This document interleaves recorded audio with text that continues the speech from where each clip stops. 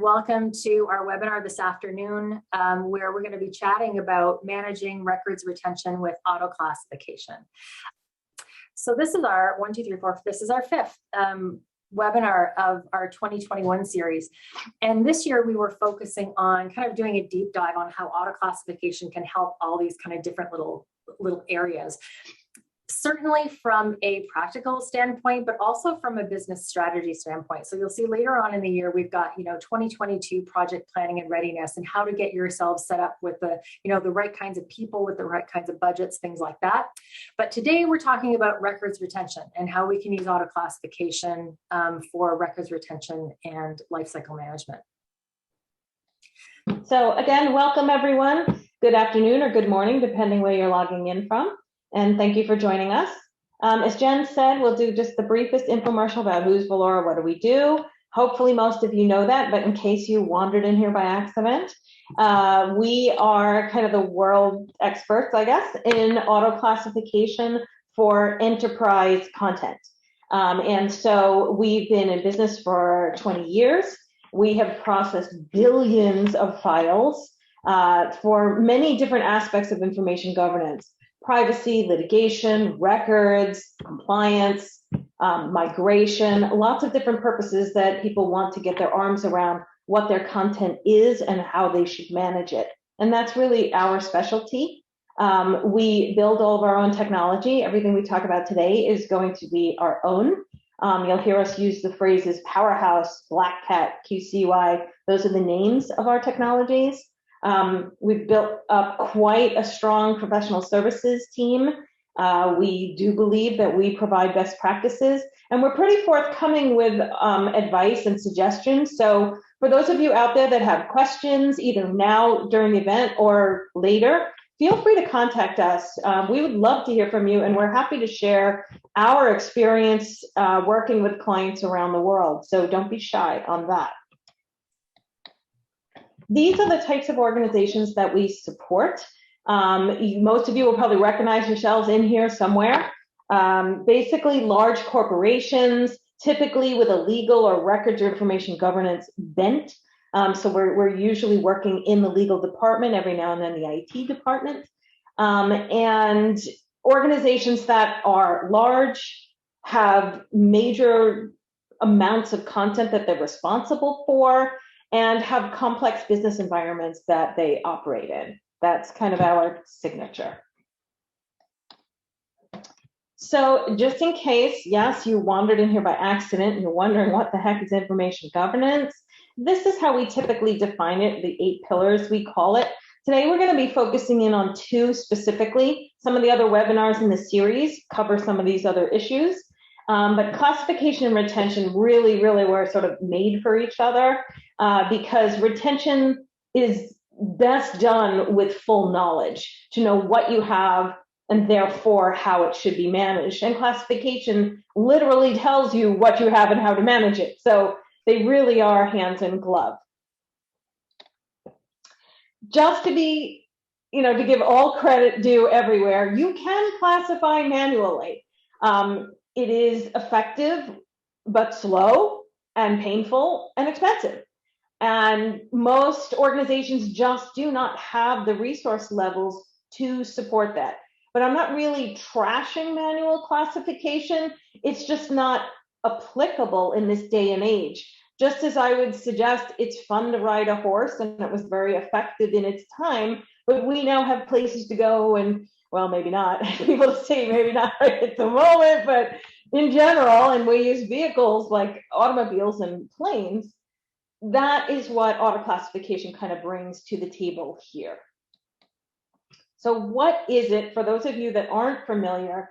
Basically, auto classification is a set of software processes that are providing rich tagging or metadata about each file using various types of recognition algorithms, particularly around doc type. We'll show you that in a minute. And then taking actions, disposition actions, or other types of actions based on what the tags tell us. So that is kind of the sequence of events. That's what auto classification means. It kind of sums up nicely into this little orange bar, basically rich metadata plus rules. So to do just a slightly deeper dive, what do we mean by rich metadata? This is file metadata, comes with every file on your system. It's helpful, but only to a certain degree, because you might have a file called, letter.pdf. That's not very helpful at telling you what are the contents of that, who wrote it, when, is it important? And that's where the rest of the rich metadata comes in. These are examples of the types of tags that you can have with auto-classification. This is just a tiny, tiny subset.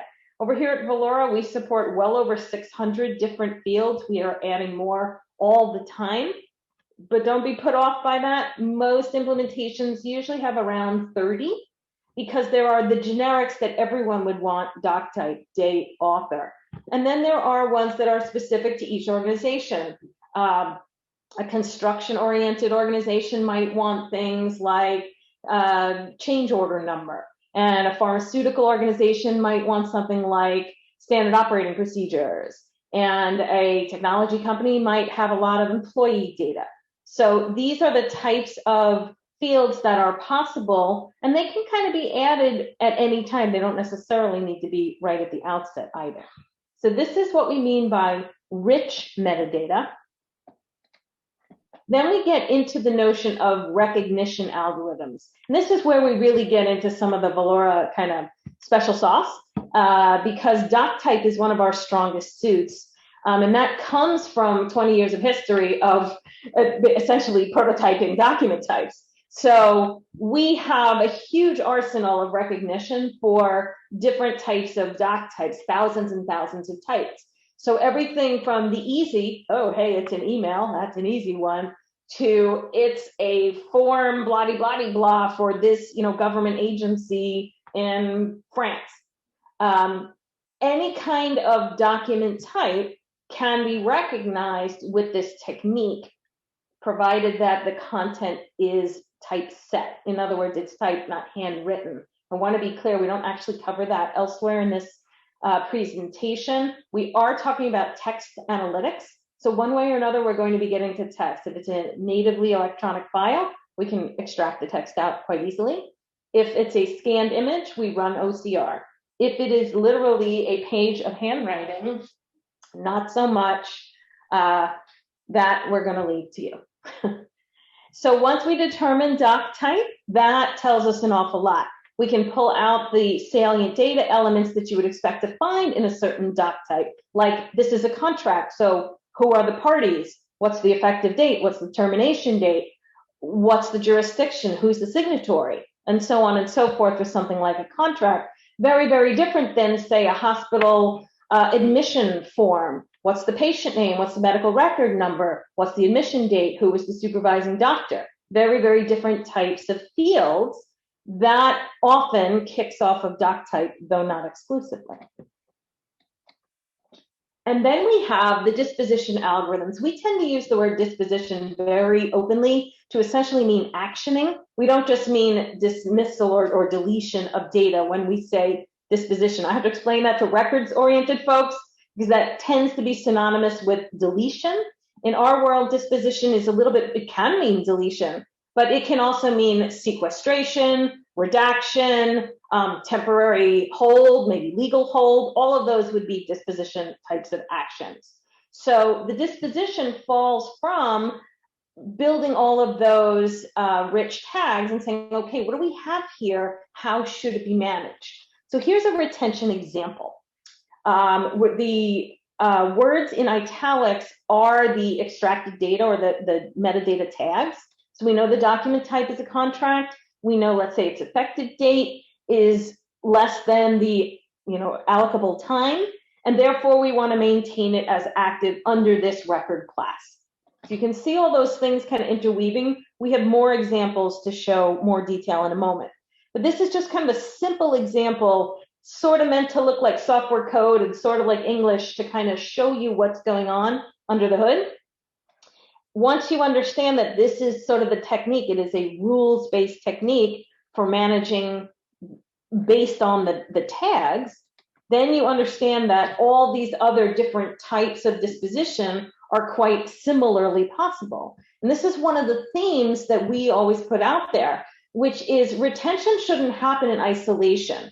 It is part of the bigger picture of information governance and the bigger picture of enterprise content lifecycle management. And so retention is just a piece of the pie. As long as you're analyzing and tagging your content, why not tag for the other things at the same time? You get bang for the buck and you get buy-in. I'm kind of foreshadowing the end of this presentation where we talk about how to get buy-in, but one is to stop thinking of retention in isolation, but just part of kind of good, healthy living. Here's the rest of it. Okay, so let's go through some specific examples. Let's talk about classifying rot. If you've been to other presentations at Velora, you've probably seen this, my go-to rot slide, because it's so good. It's basically, how do we know that it's rot? Remember that classification is going to be looking at the underlying text, and it's going to find things like Merry Christmas, Happy New Year, which are kind of watchwords that are on a list that say pretty unlikely that these have business or legal or regulatory value, more likely that these are junk indicators. The date is at this point nearly 7 years old, and there's nothing really else to speak of. There's no further content and heavy graphics, which makes a pretty lousy signal to noise ratio. 4,000 copies because the well-meaning employee sent it to everybody. And what does that drive? So the orange in the next few slides here, the orange bullets are the tagging step, the what is it step, all the metadata tagging. And then the blue is that disposition, that rule saying, okay, if that's what you are, this is what you need to do. So that's what the blue, okay. Record type is rot. So the record class, there is no record class for rot. Maybe some of you have that, but generally, I haven't seen it. So we don't need to retain this. In fact, if you could delete it tomorrow, that would be fine. Thank you. And so, what is the appropriate handling? And what is the sensitivity of this? There is no sensitivity. This is not classified or ultra confidential. And so what we're doing here is essentially deriving from the orange, we're deriving the blue kind of records retention type of tags. And these are not the only tags. These, I tried to use common ones that we see across clients.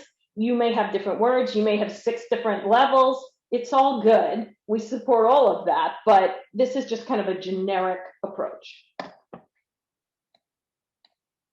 So let's get a little more sophisticated other than identifying rot, email junk. So here's a contract. This is what the auto classification does. Again, first step, go through and start pulling out point, and creating metadata tags for all of it. So again, this is going to derive a little bit off the document type, which is why we try to start there. Because it's a contract, we're looking for things like who are the parties, what's the term, what's the effective date, jurisdiction, things like that.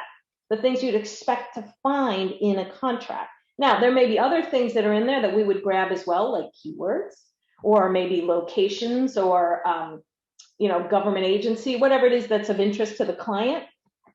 And that all gets kind of cataloged away in kind of a back-end database affiliated with this file record, database record, record retention record.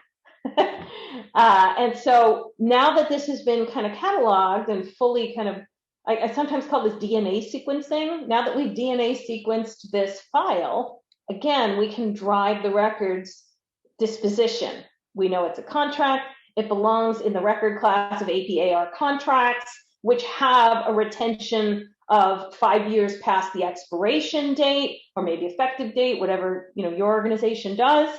We know what kind of handling. It has to be authorized for deletion. So we know we need to package it up and get approval from business line or AP or legal or whoever it is that supplies that. And we can track its sensitivity all along. This is medium confidential.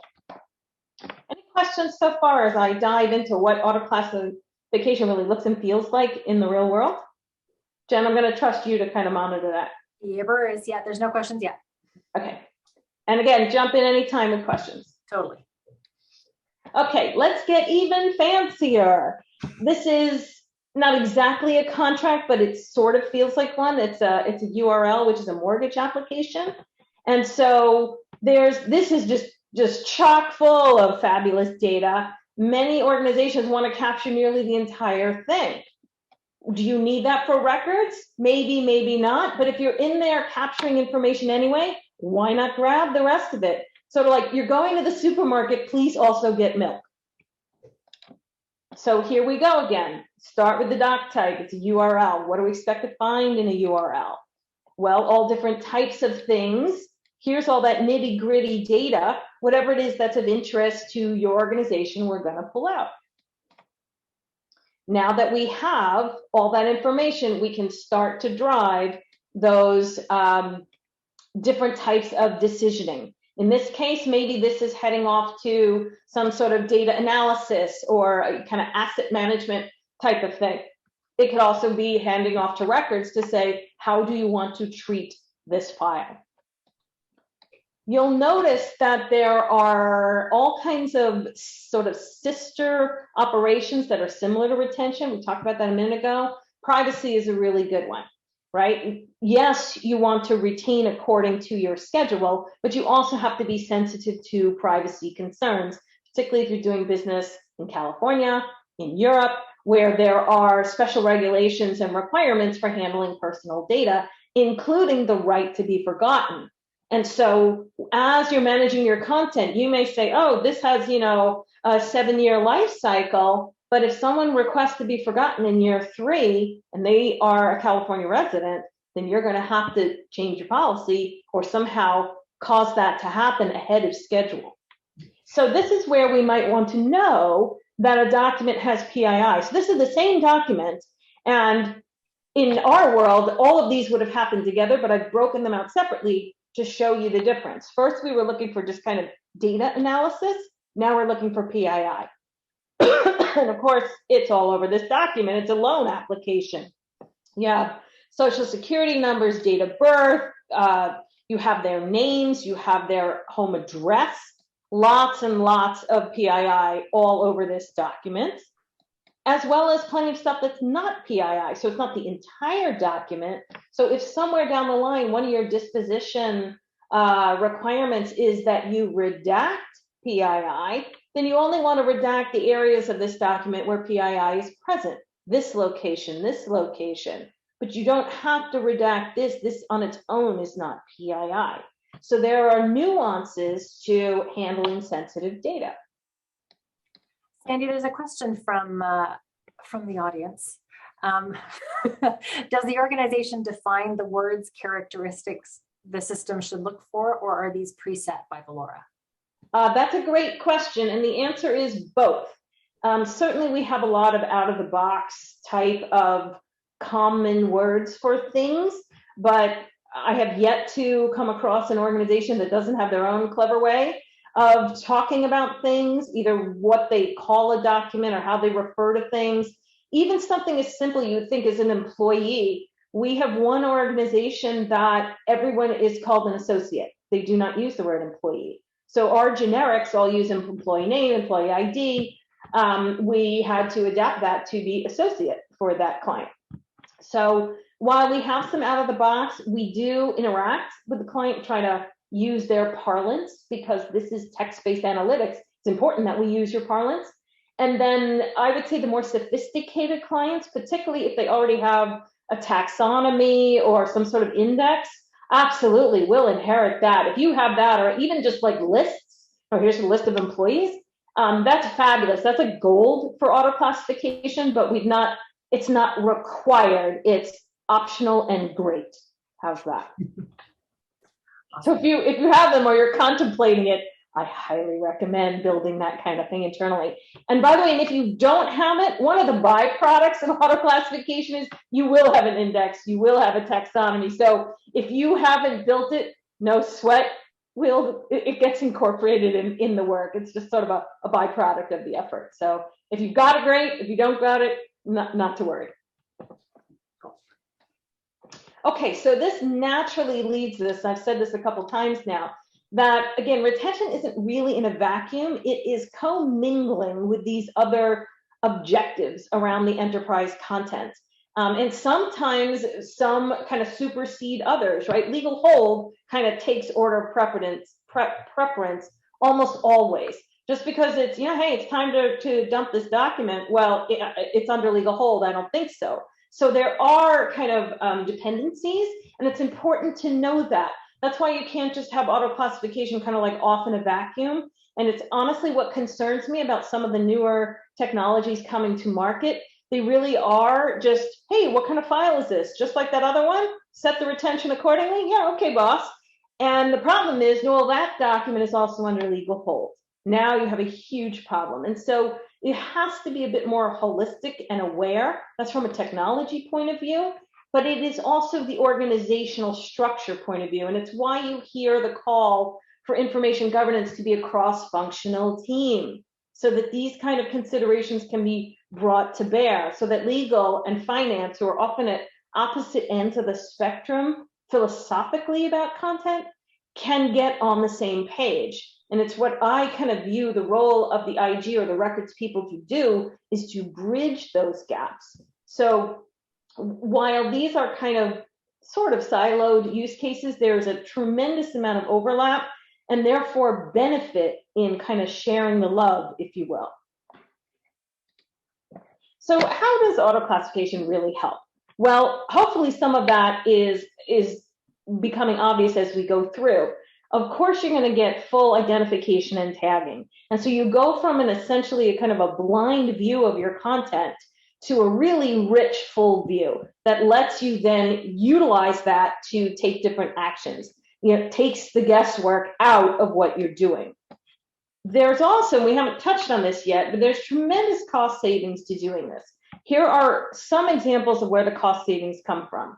The human effort to tag. Obviously, that's huge, and nobody does it very well. So it's both sort of a cost savings and a kind of quality improvement. Another huge cost savings area is the reduction in storage costs. If you can start to remove dupes and remove junk on a regular basis, let alone going back to that, the 40 terabytes you've accumulated over the last 5 years, there's just a tremendous amount of savings. Makes the ROI on things like this very simple, generally. The other thing that I like is that when you're using an automated system, the smarts are in the system. So you're not constantly having to train your workforce and then retrain it every time you make a policy change in your record classes.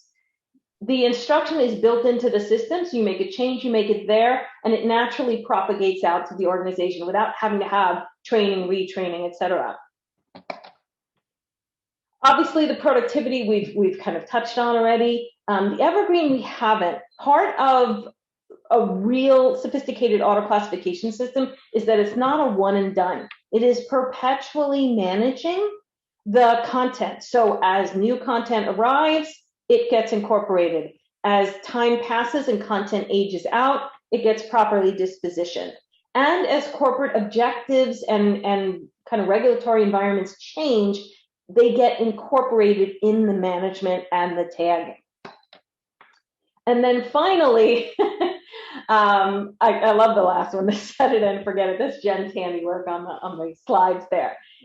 Yes, you can finally kind of set this all up, and then obviously you want to test it, you want to make sure things are good, and you want to be checking in regularly, but you don't have to sit there and actively manage every 5 seconds. The system has got it for you.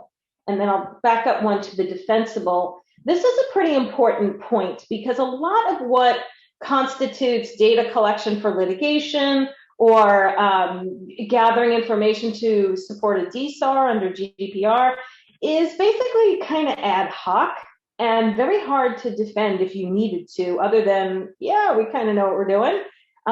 When you're using systems like auto classification, all those steps are documented. So not just what is this document and how is it managed, but why did we select it for XYZ inquiry? So there's a request for production for litigation. Why did you choose this document? Well, because it mentions these words and has this custodian and covers these topics.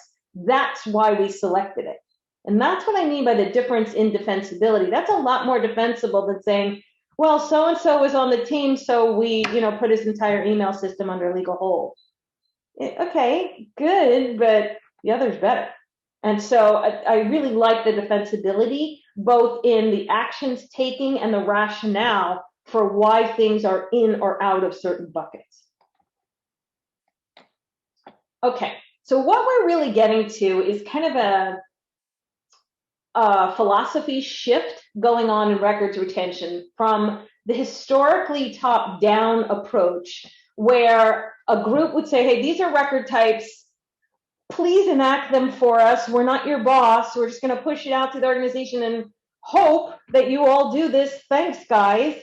Where the onus, I think, is on each individual employee or each individual department to kind of make it fit. And the information governance team doesn't have a lot of power there. It doesn't have a lot of ability to kind of crack the whip on that, other than to try and kind of highlight the issues, maybe.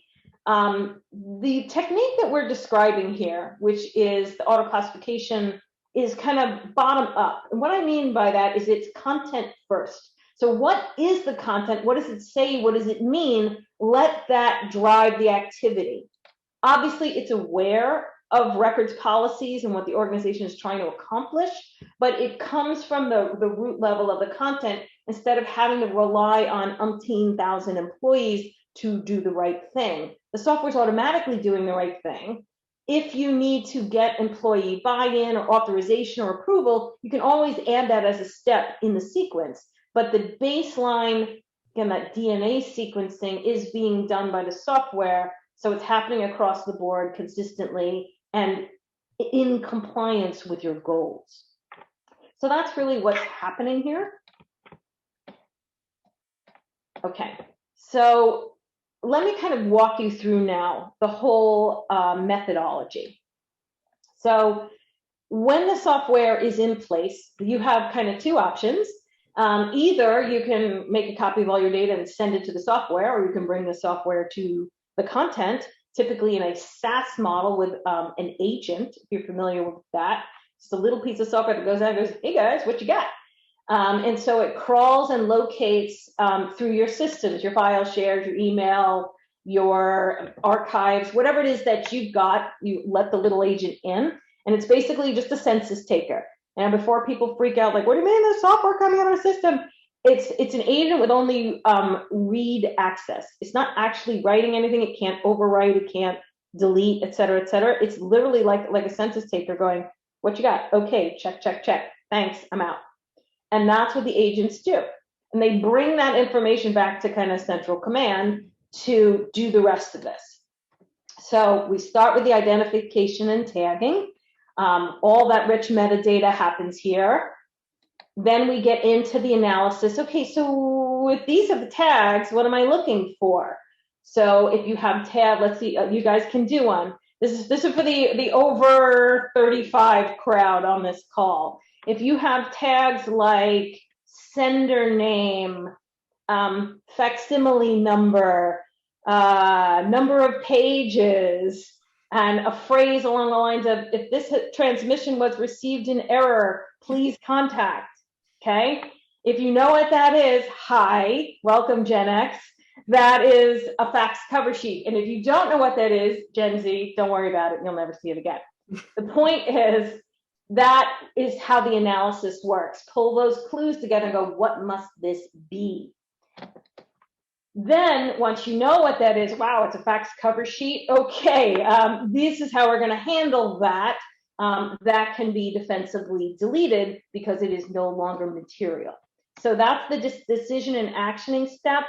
And then we get into that, what we call delta monitoring. So we're monitoring only that which is new or changed. That can be on a document itself that has changed. It can be new information being added to a system, like, you know, you've brought on a new system or you acquired another company.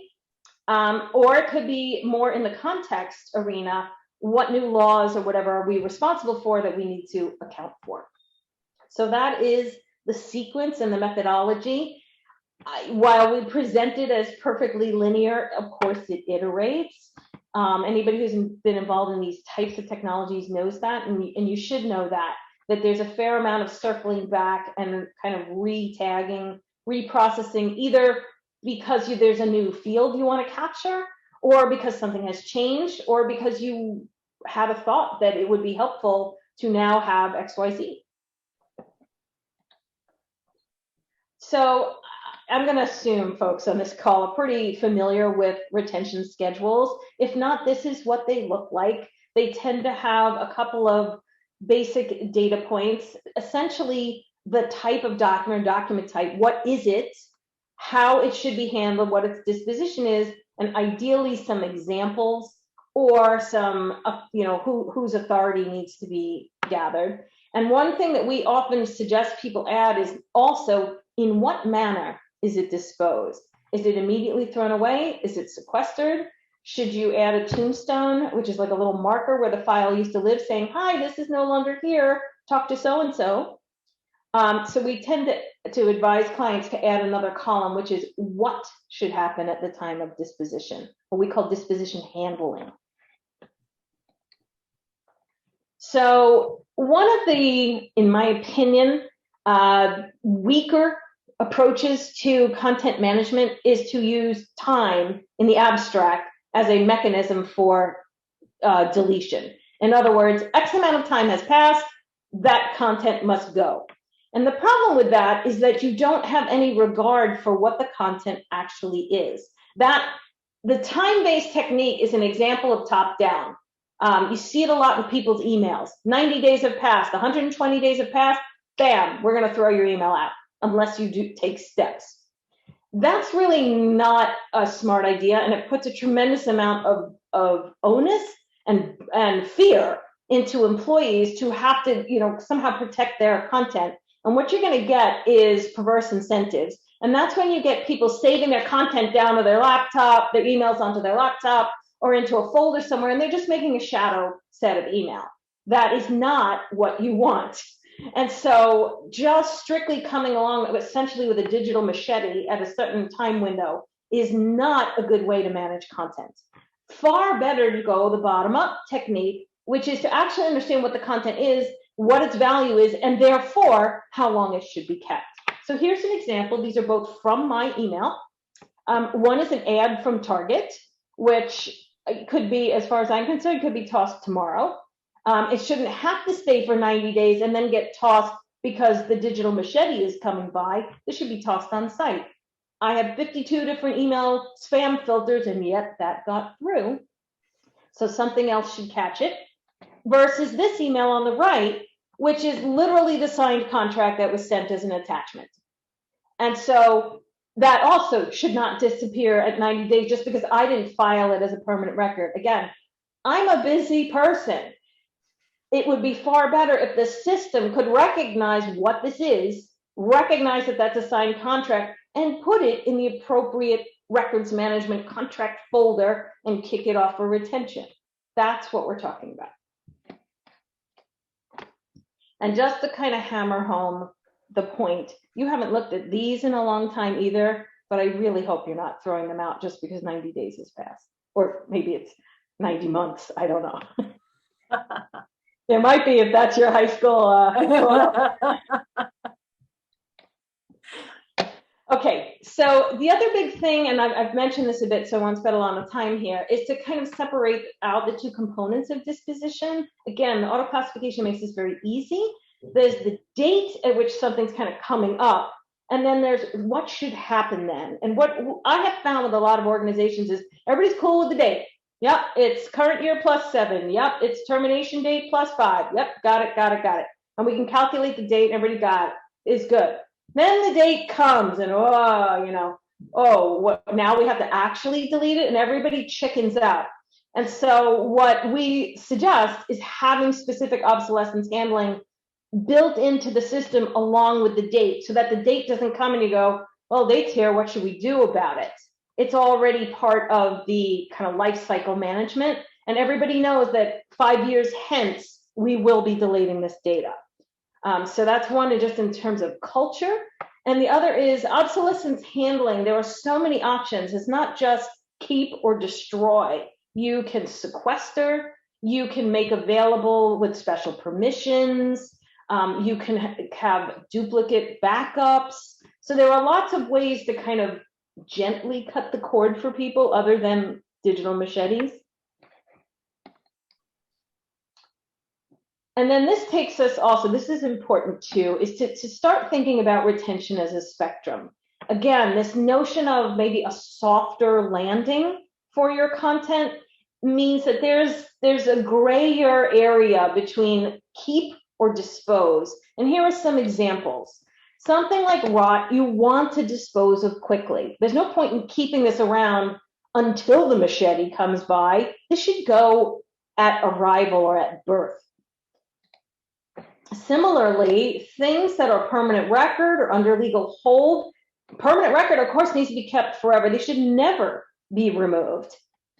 Similarly, legal hold is quite close to that. And this is one of my pet peeves. Eventually, legal holds are lifted and the matters are settled. And so the legal hold should come off.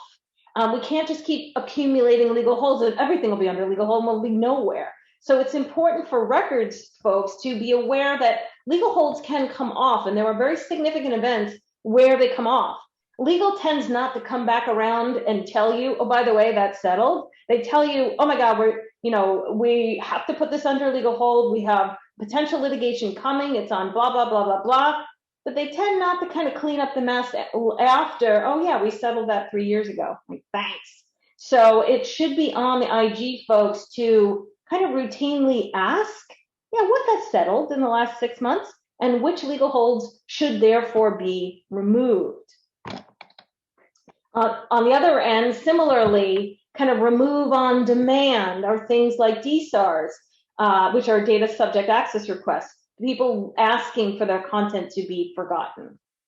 And then you have kind of, the middle ground of stuff that's active. Should we remove it? Should we keep it? What if we have 15 copies? What if nobody's touched it in 6 years, right? That's the squishy middle ground. Again, having this rules-based technique helps clear out that gray zone and makes it more yes or no, and if yes, when and how. There's also the orphan data, and this is something I mentioned for two reasons. One, people tend to forget that orphan data is out there. It does need to be managed. All the stuff from departed employees, for example, all their email, all their personal files, things that are abandoned, like SharePoint sites and things like that nobody kind of owns, so nobody's kind of managing. One, obviously they need to be brought into the spectrum. And two, these are fantastic places to start your pilots for auto classification because nobody really owns them, so nobody will really care if you kind of mess around in there. So that's where we tell records folks to go hunting for collections to clean out rot, to bring under retention, et cetera, because you won't get a lot of pushback. The squishy heel. Okay. All right, so this is what essentially automated retention handling looks like once everything is in place. So you've done your tagging, you've set up your rules, you have disposition dates, you have disposition handling, anything else special that needs to happen. And so the other big piece of what Velora offers is a consolidated dashboard, a single pane of glass that lets you look across all your content sources together. So what you're looking at here is just a tiny little snapshot of a chart that's showing what your content looks like across your various data silos. So you can see some stuff never expires, different types of deletion. Then we have, okay, when should they delete? How much of this should have been deleted already? We're now in the 2020s. So what's all this junk floating around? And then you can go in and, by the way, these are screenshots of our product Black Hat. We don't have time in this webinar to do a demo, but if you're interested, by all means, contact us. Jen would be delighted to set up a demo for you, and you can see this happen in real time. I'm just giving you screenshots so where you can go in and literally manage file by file if that's what you wanted to do. Okay, so that takes us into a case study. One of Velora's customers, which is a large computer technology corporation. They have many, many employees. They're a big company operating all over the world. And they are very acquisitive. That is how they grow. And so over the years, they've acquired well over 100 different organizations and had to merge in the content into their own. And so this is quite the organizational challenge and quite the records management challenge, because typically what they would inherit is the content, but not the people. And so we are working, of all things, they have a group dedicated to HR M&A. That's how big they are. That's all this group does all day long, is incorporate the HR content from the acquisitions and kind of marry that into the central system. That's proven exceptionally challenging for them. HR documents are challenging in their own right because of all the personal information and personal data. It's particularly tricky when you're trying to bridge 100 plus organizations. And they also have quite a formal and advanced records management plan. So they have all kinds of policies and schedules, and not a good way to implement this across all that acquired data. So that was the kind of siren call to Velora, please help. Can AutoClassification help with this? And the answer is, of course. So this is what their universe looks like. Again, 25 years of files. I can tell this is an older slide. That was 600 gigabytes at the outset.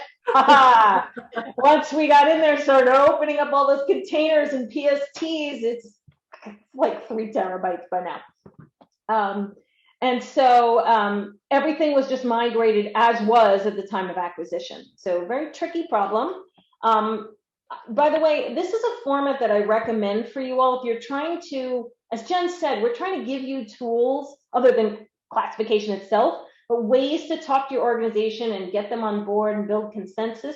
This is a really good one. It's essentially an impact statement broken down into 3 areas. What is the situation? What is the impact? And why should we do this now? And so we built this for this client, and I'm just sharing it with you so that you can use it as a model for your own organization. What's your universe look like? How big is it? What kind of files? What's the, what's going on? And then what's the pain? The impact is, what's happening? And in their case, they needed to be able to respond to litigation requests or inquiries or what have you. And it was taking them days to pour through all this data just to be able to answer whatever question, which was unacceptable. They also had, of course, completely over-retained. They never threw anything out because they didn't know what they had or how to do so in any kind of logical manner other than, one by one, which was never going to fly. And the HRM&A team is a team of 2 people. And so why now? Well, they had put in, their information governance team had put in an audit structure, and they kept failing audits because of course they had content from 15 years ago that had no basis in really still being there. So if you don't have an audit system, Jen, maybe we should do a little webinar on auditing. Yeah. I highly recommend it. It's very effective, and it gets the attention of legal. If legal is not your buddy in information governance, get to know legal, because what you're talking about is risk. And legal's job is to minimize risk for the organization. So if you can put together an audit structure that says, hey, are we retaining per our policy, or are we over-retaining or under-retaining? Nobody's under-retaining. You are pointing out a risk area, and legal wants to hear about that and potentially fund it, as was the case here. Okay, so we put together a phased implementation. This is what I would recommend for everyone. Start with a pilot. A pilot is a small set of data, 2-3 custodians, 20-30 gigabytes, something small. Maybe it's, remember I said a good place to go pilot hunting is on abandoned data. Maybe it's a couple SharePoint sites, a couple of former employees whose stuff is still sitting there. Go build your pilot on that, or maybe the IG team, maybe it's your own data, or it's the legal department's data. They will often volunteer. And so take a small-ish, I love that 20-30 gigabytes, a small-ish amount of data, and do what we call kind of core samples. Drill down, see what we've gotten there. What type of stuff do you have? What would we recommend in terms of handling? How does it map up against your retention schedule? And put that into Black Hat, into a centralized, single pane of glass, centralized database, and show that kind of consolidated view.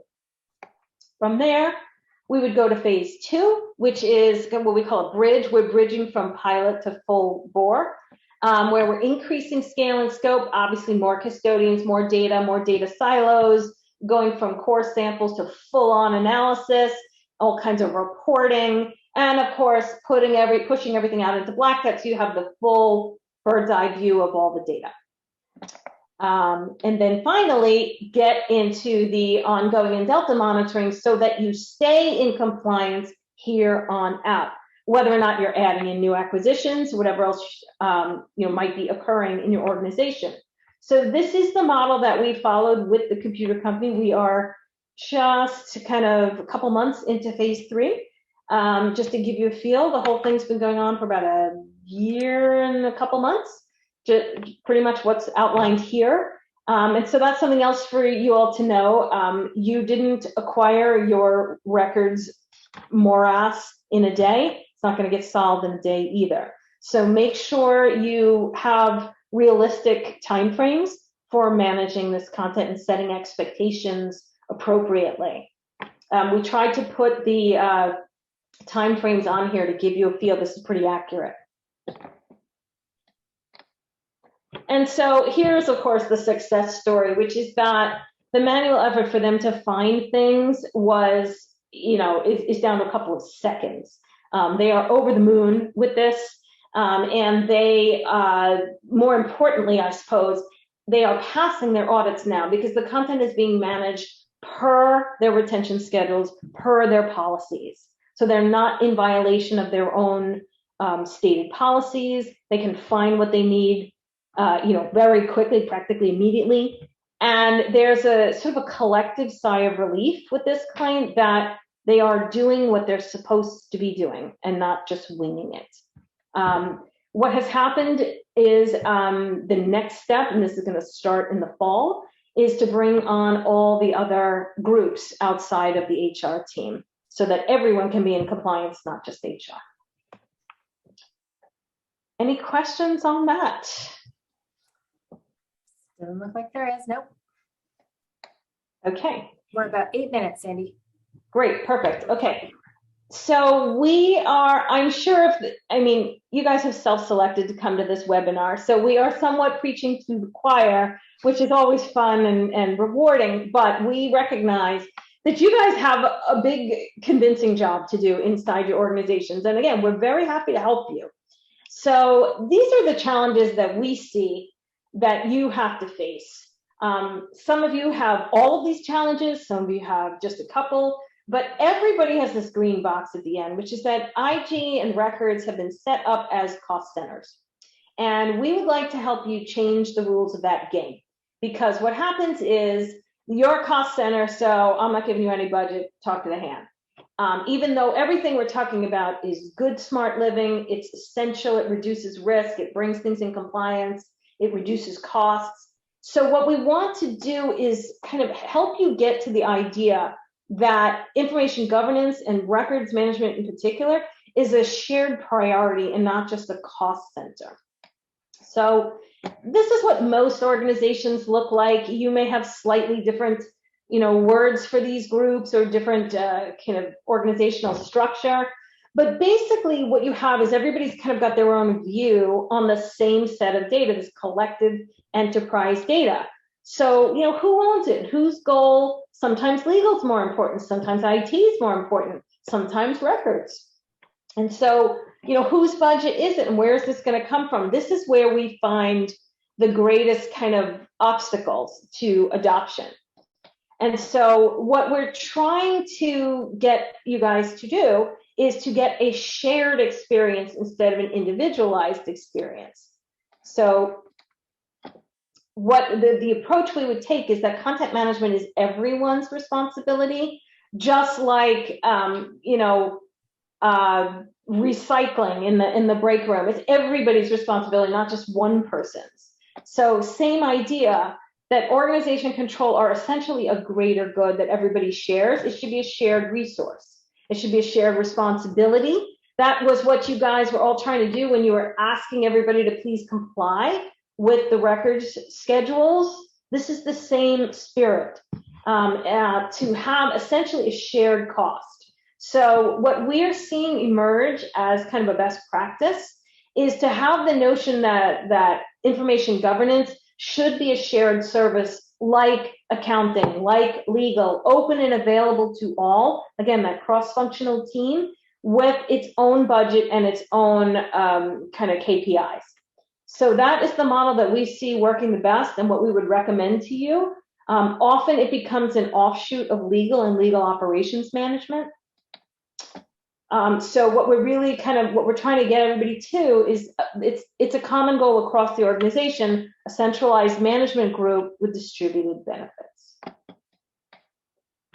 So this is pretty much at the end now. This is how we would recommend you get started and get that internal buy-in. Start with a pilot use case. This is not cost or time or effort onerous. These can usually get off the ground relatively easily. And the results are usually pretty strong, both kind of visually, the command and control of your information, as well as kind of often startling in terms of here's what you actually have and where you're in compliance and where not.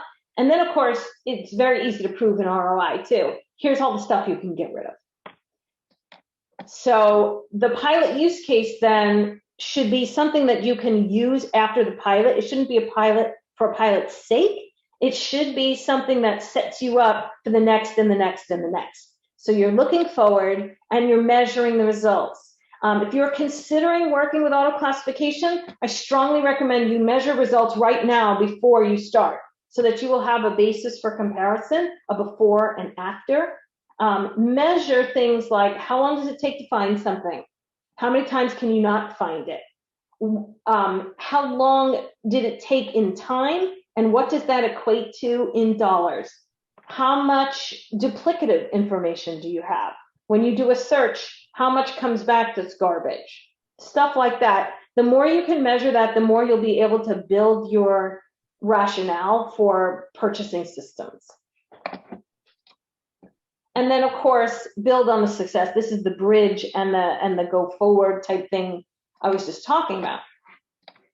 Oh, come back to me, clicker. And then, of course, spread the word. Part of being a shared service is making sure that you win friends and influence people. Not always, I would say, the strong suit of records folks in the past. It needs to be, because you are literally changing the way the company's doing business. You're saving money and you're providing a shared service. If you were curing cancer, you'd be out there telling everybody you met. And it's sort of the same idea. One of the most effective techniques that we have seen is essentially like a demo day after the pilot is done, and inviting other groups in to see the results of that pilot and share in the results. That is a really brilliant technique for getting other people on board.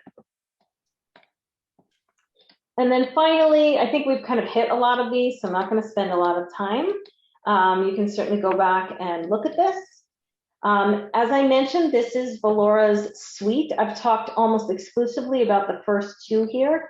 QCY is really for another day, different webinar. And then finally, to take it back to Velora, this is who we are and how we're a little bit different, I think, than some of the other providers that are out there. We welcome your questions, your thoughts, your opinions, positive or negative. And we hope that you will share with us your thoughts. Thanks so much, everybody, for coming. I think we're right on the money. And I'm happy to answer any Q&A.